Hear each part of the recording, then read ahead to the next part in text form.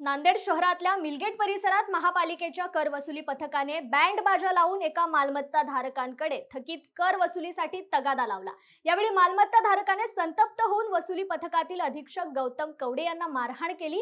या प्रकरणी वजीराबाद पोलीस ठाण्यात गुन्हा दाखल झाला असून पुढील तपास पोलीस निरीक्षक संतोष कदम करतायत।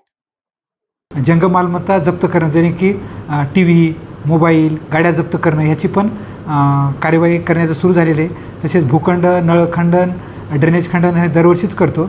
तसंच 2-3 वर्षापूर्वी बँड लावून जे लोक नागरिक कर भरत नाहीत त्यांचं पण बँड लावून त्यांच्या घरासमोर वसुली केली जाते।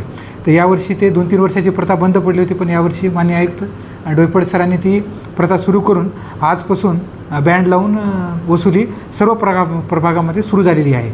आणि झोन 4मध्ये शमीम बेगम अब्दुल रशीद हे मालमत्ताधारक आहेत आणि त्यांच्याकडं मागील 4 ते 5 वर्षापासून जवळपास 2,84,000 एवढी मालमत्ता म्हणजे थकबाकी त्यांच्याकडे आहे।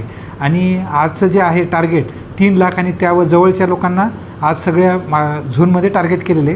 तर ह्यांच्या घरी आमचे पथक जेव्हा गेलं तर आमचे वरिष्ठ लिपिक झोन 4चे श्री गौतम कवडे यांना संबंधितांनी मारहाण केल्याचं कळते। आणि जसं हे मला कळालेलं आहे त्यांच्यावर गुन्हा दाखल करण्याचं मी त्यांना सांगितलेलं आहे।